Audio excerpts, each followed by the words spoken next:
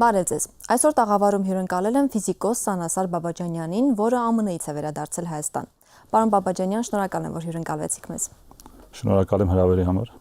Պարոն Բաբաջանյան, կպատմեք ինչու Հայաստանը կրկին դարձավ ձեր գործունեության հիմնական վայր։ Ճիշտ կլինի ասել անձնական ընտրություններ, այսինքն որտեղ մարդյան ավելի լավ զգում։ Իմ պարագայում այդ Հայաստանն էր, որտեղ որ ես ուղղակի ծնվել, մեծացել ու ձևավորվել եմ որպես մարդ ու զգում եմ ավելի իսկ ինչու որպես գիտնական վերադարձա, հա, այդ հարցին պատասխանեմ։ Այստեղ ինչպես դուք գիտեք, կար ծրագիր, որը որ հայտարարված էր գիտպետկոմի կողմից, գիտության պետական կոմիտեի կողմից։ Դե ինչու որ բավականին լավ ծրագիր էր, այդպես ասենք, հա, նոր խումբ ստեղծելու համար, ու այդպես դիմեցի, շահեցի ու վերադարձա։ Եթե ավելի մանրամասն խոսեք, ինչպես գիտեմ, դուք հենց մասնակցել եք Հայաստանի Հանրապետության գիտական համայնքին արտերկրի գիտնականների ինտեգրում ծրագրին եւ ֆինանսավորման է արժանացել ձեր նախագիծը։ Կխնդրեմ պատմեք ձեր նախագծի մասին, թեման որն է եւ ինչ նպատակ ունի այն։ Նախագիծը վերաբերվում է էվոլյուցիոն կենսաբանության տարբեր խնդիրներին ու այդպես ասենք վիճակագրական ֆիզիկայի մոտեցումների կիրառմամբ։ Ես ինքս ֆիզիկոս եմ, ով այսինքն այստեղ պաշտպանվելուց հետո ասպիրանտուրան ավարտելուց հետո սկսել եմ զբաղվել շատ կենսաբանության առընթեր խնդիրներով ու այդ ճանապարհը բերեց այդպես մի քանի նախագծերի, որոնք իրականացվում են այդպես փաթեթավորված այդ պրոյեկտում ներկայացված։ Դե մոտեցումները, այսինքն խնդիրները տարբեր են, կան խնդիրներ, որոնք որ ավելի ֆունդամենտալ են, այսինքն որոնք որ օգնում են հասկանալ ընդհանրապես process-ները, աշխարհընկալման ձևավորման տեսանկյունից են կարևոր, հա։ Ու կան խնդիրներ, որոնք որ բացի օգնելուց աշխարհընկալման, այդպես ասենք, ճանաչողության լավացմանը կարող են նաև ունենալ կիրառական նշանակություն, մասնավորապես մարդու առողջության համար, հա։ Հետաքրքիր է թե ինչու է կարևորում հենց այս հետազոտական աշխատանքի իրականացումը ընդհանուր առմամբ եւ նաեւ մասնավորապես Հայաստանում։ Չկա մասնավորապես Հայաստան, կա ընդհանուր գիտություն, որը որ չպետք է առանձնացվի մասնավորապես Հայաստանում է կարևոր թե ոչ։ Եթե մասնավորապես Հայաստանում է կարևոր, ուրիշ ոչ մի տեղ, ուրեմն կարևոր չի։ Ինչպես նշեցի, կարևորությունը որոշվում է արդյոք խնդիրը արդիական է ու արդյոք խնդիրը լուծված է թե ոչ, հա։ Եթե գիտության տեսանկյունից նայենք, դա իհարկե իմ կարծիքն է, բայց հնարավոր չի նախորդ ասել ինչն է կարևոր, բայց հնարավոր է ասել թե արդյոք դա կունենա ինչ-որ կարևորություն։ Հիմա կոնկրետ այս պրոյեկտի շրջանակներում մեր ընդհանուր նպատակն է հասկանալ կենսաբանության մեջ, այսպես ասենք, տարբեր մակարդակներում, սկսած այդպես ինդիվիդուալից, այսինքն անհատական մակարդակից, մինչև պոպուլյացիոն մակարդակում կամ ընդհանուր էկոհամակարգի մակարդակում ինչ process-ներ են տեղի ունենում, ինչպես կարելի է դրանք հասկանալ եւ ինչպես կարելի է դրանք կիրառել։ Հիմա եթե մասնավորապես պրոյեկտներից մեկը, որը որ վերաբերվում է մեծ էկոհամակարգերի ստաբիլության խնդիրներին, դա կոնկրետ նշանակություն կարող ունենալ մարդու առողջության համար, եթե զուտ են փաստը, որ օրինակ մարդու աղեստամոքսային տրակտում կան տարբեր տեսակի հազարավոր բակտերիաներ, որոնք որ իրար հետ միասին ապրում են, հա, միասին գոյատևում են ու այդ էկոհամակարգի ստաբիլությունը ինքը կարևոր է մարդու առողջության համար։ Եթե այդ էկոհամակարգի ստաբիլությունը խախտվում է, մարդու մոտ խնդիրներ են առաջանում առողջական, հա։ Ու առաջնային նպատակն է հասկանալ ոնց է այդ ընդհանուր այդ էկոհամակարգի ստաբիլությունը ինչով է պայմանավորված։ Ինչ ազդեցությունների դեպքում դա կմնա ստաբիլ։ Եթե չմնա ստաբիլ, ինչ կլինի դրա հետ, հա։ Ինչ կապ ունի այստեղ վիճակագրական ֆիզիկան ու վիճակագրական ֆիզիկան իր ձևավորման այդպես նախապայմաններից մեկն եղել է, որ այսինքն ինքը վիճակագրական ֆիզիկան ձեզ թույլ է տալիս նկարագրել շատ տարբեր ազատության աստիճաններ ունեցող, այդպես շատ բարդ համակարգերը, շատ ավելի այդպես ընդհանրացված ձևով, հա, նկարագրումը ավելի շատ ընդհանուր է։ Չենք կենտրոնանում կոնկրետ մի մասնիկի վրա, կենտրոնանում ենք ընդհանուր բոլոր մասնիկների վրա։ Այդ մոտեցումները իրականում բերել է հենց վիճակագրական ֆիզիկայից եկած մոտեցումներն է բերել այդ գիտակարգի ձևավորմանը ու ընդհանուր մեթոդների առաջացմանը, որոնք որ հենց ուսումնասիրում են մեծ էկոհամակարգերի ստաբիլությունը։ Դուք ինչպես նշեցի, ԱՄՆ-ից եք վերադարձել, հետաքրքիր է նույն թեմայի շրջանակում եք աշխատել այնտեղ։ Ընդհանուր մոտեցումներ եղել են կոնկրետ այն խմբում, որտեղ որ ես եմ աշխատել, տարբեր կենսաբանական խնդիրների, ոչ անհրաժեշտորեն նույն, ոչ անհրաժեշտորեն առընթեր, բայց ընդհանուր տարբեր կենսաբանական խնդիրների մոդելավորմամբ, իսկ մոդելավորումը իրանից ենթադրում է կամ ավելի լավ հասկանալ process-ը կամ լավագույն դեպքում կատարել որևէ կանխատեսում, որը որ հնարավոր է անել փորձով, հա։ Դե իհարկե ինչ որ այդ պրոյեկտի, այդպես ասենք, բոլոր մասերից կա նախնական գիտելիքներ ու նախնական փորձ, բայց որոշ մասում ավելի շատ է այդ փորձը, որոշ մասում ավելի քիչ։ Եվ ինչ փորձ եք կուտակել դրսում աշխատելու տարիներին։ Միայն ԱՄՆ-ում եք աշխատել, թե նաև այլ երկրներում եք հասցրել աշխատել։ Ինչ ԱՄՆ գնալը եղել եմ Սինգապուրում, էլի որպես հետ դոկտորական ծրագրով, մի տարով, հետո վերադարձա Հայաստան, դա կոവിഡ്ի ժամանակներն էր։ Վերադարձա Հայաստան, այնուհետև էլի գնացի արդեն Ամերիկայի Միացյալ Նահանգներ, որտեղ վերջին 4 տարում աշխատել եմ Ամերիկայի Միացյալ Նահանգներում։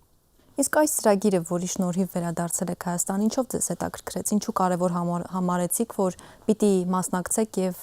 արդեն շարունակեք Հայաստանում ձեր աշխատանքը։ Արդյոք նաև ֆինանսավորումը դրդեց ձեզ, որպեսզի գնաք այդ քայլին։ Պատճառը դա ծրագիրը չի իմ վերադարձի պատճառը դա ընտրությունն է, դա ուղղակի ապրել Հայաստանում։ Իսկ իհարկե ծրագիրը որպես խթան, որպես այդպես լուրջ ծանրակշիռ փաստարկ Հայաստան վերադառնալու օգտին բավականին մեծ դեր ունեցել։ Պետք է նշել, որ այդ ծրագիրը ինքը նախ ֆինանսավորման տեսակետից բավականին մեծ ռեսուրսներ է տրամադրում գիտնականին, դե Հայաստանի մասշտաբներով, եթե համեմատենք սրանից մի քանի տարի առաջվա հետ, հա, ու այդպես ասենք, ծրագիրը հանդիսացել է խթան եւ ոչ պատճառ։ Կարող ենք ասել, որ արդեն գիտական ոլորտում դրական տեղաշարժ եք տեսնում եւ ֆինանսավորման առումով եւ նաեւ Սփյուռքից գիտնականների ներգրավման առումով Հայաստանում։ Իհարկե չի կարելի չտեսնել դրական տեղաշարժը, որովհետեւ ես անձամբ ճանաչում եմ 4 այլ մարդու գիտնականի, ովքեր որ վերադարձել են այդ ծրագրով տարբեր փուլերում, տարբեր ժամանակներում, այսինքն եւս շահառուներ են նույն ծրագրի։ Դե իսկ եթե հնարավորություն է ստեղծվում մարդկանց վերադարձի, ապա եւ հնարավոր է փոխել եւ միջավայրը եւ ավելի ակտիվ գիտական միջավայր ստեղծել եւ այսինքն այդ նախադրյալներն են հնարավոր զարգացման համար։ Բավական է արդյոք կամ ավելի ճիշտ բավարար է արդյոք ֆինանսավորման չափի ավելացումը կամ ուղղակի մարդկանց վերադարձը գիտության զարգացման համար, ես չգիտեմ, որովհետև եթե մարդիկ վերադառնում են, մարդիկ կարող են նաև գնալ, հա, իսկ պետք է հասկանալ, թե ինչ պետք է անել, որ մարդիկ մնան, ոչ թե գնան։ Եվ ինչպես եք դուք կարծում, եւ հետաքրքիր է,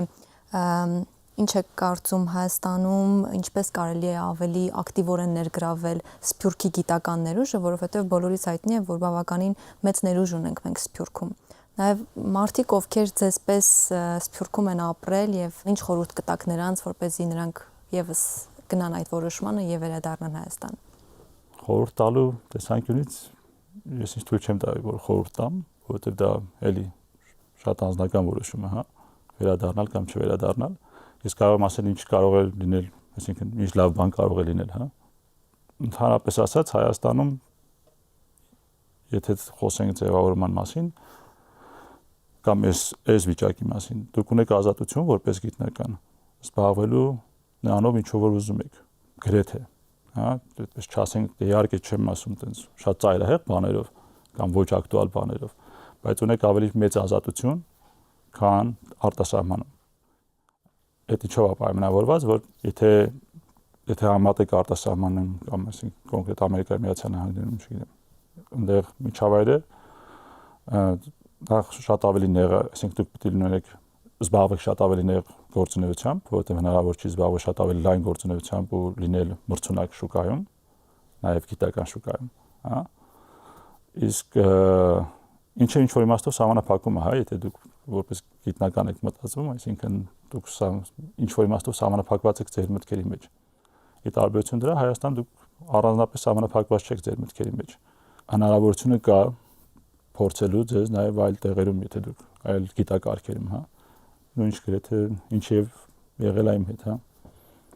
Ես ֆիզիկոս եմ, բայց չեմ զբաղվում ֆիզիկայով, ես բավեշուտ զբաղվում եմ կենսաբանական խնդիրներով։ Եվ սա կարող ենք ասել հենց այն ազատությունն է, որը ցանկանում էիք ձեռք բերել այո։ Չգիտեմ ճիշտ ասած հենց այդ ազատությունն է թե չէ, բայց իհարկե շատ ցանկալի ազատություն է։ Եվ ինչ այլ հնարավորություններ եք տեսնում Հայաստանում գիտական գործունեություն իրականացնելու համար։ Հնարավորությունները պետք է նշել, որ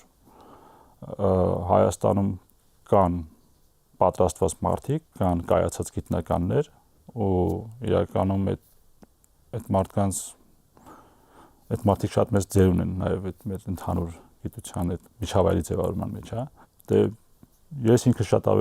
բավականին օպտիմիստորեն եմ դրամադրված, այսինքն ես հավատում եմ, որ հնարավոր է եւ միջավայրը փոխել եւ ավելի լավը սարքել։ Իսկ թե ինչպես կամ կա արդյոք դրա համար պլան, այս պահին այդ պլանը միայն աշխատանքն է, հա։ Այսինքն միայն աշխատել, փորձել համագործակցել մարդկանց հետ ու փորձել որևիցե ձևով կիսվել այն փորձով, որ իմ համեստ փորձով, որ ես ունեմ, հա։ Պարոն Բաբաջանյան, աշխատելով նաև տեղացի մասնագետների հետ ձեր հետազոտական խմբում, հետաքրքիր է ինչ կարծիք է, ինչ տպավորություն է ձևավորվել ձեզ մոտ եւ Հայաստանում գիտության զարգացման առումով եւ ընդհանուր առմամբ մասնագիտական առումով, ինչ ներուժ եք տեսնում այստեղ։ Ճիշտ ասած, իմ ընդհանուր գործունեության ժամանակ ես տարիներին, հա, ես անդադ եղել եմ համագործակցության մեջ տեղի գիտնականների հետ, ու այսինքն միջավայրը ինձ համար նոր չի այդ իմաստով, հա։ Ներուժը դե լավ ներուժ ունենալու համար պետք է լավ կրթություն, հա։ Այսինքն դա մենակ գիտության խնդիրը չի։ Իսկ դե կրթության խնդիրները դե մի քիչ ավելի բարդ են, երևի ավելի դժվար լուծելի, քան եթե վերաբերում է գիտությանը, հա։ Գիտության զարգացման համար գոնե ինչ-որ այդպես ասենք, կան կարճաժամկետ քայլեր, որ հնարավոր է անել։ Կրթության զարգացման համար մի քիչ ավելի երկար, մի քիչ ավելի երևի բարդ քայլեր են պետք, հա։ Բայց ներուժի տեսանկյունից ես կարող եմ ուղղակի ասել, որ եթե համատեք, ասենք, տեղի կադրերին, դրսի կադրերի հետ, գլոբալ առումով ոչնչով չեն զիջում, թերևս միակ երևի խնդիրը, որ մեր մոտ կա, դա ընդհանուր մոտիվացիայի պակասն է, այդ շարունակությունը կամ քիչ ավելի ամբիցիոզ լինելը։ Եվ ամփոփելով մեր զրույցը, ինչպես եք պատկերացնում արդեն ձեր հետազոտական եւ գիտական աշխատանքի գործունեության հետագա ընթացքը Հայաստանում։ Հուսով եմ լավ, բայց ժամանակը ցույց կտա։ Ինչ-որ կոնկրետ նպատակներ, երազանքներ թեկուզ ունեք իրականացնելու Հայաստանում։ Դժվար է ասել գիտության մեջ ինչն է նպատակ, հա, կամ ինչով է դա հենց կապված Հայաստանի հետ։ Իսկ Հայաստանում նպատակը թերևս ապրել, ստեղծել ու շարունակել մնալ Հայաստանում։ Շնորհակալ եմ հարցազրույցի համար։ Ես եմ շնորհակալ։ Հարգելի հեռուստադիտողներ, տաղավարում հյուրընկալել էի ֆիզիկոս Սանազար Բաբաջանյանին, այսօրվա համար այսքանը, կհանդիպենք։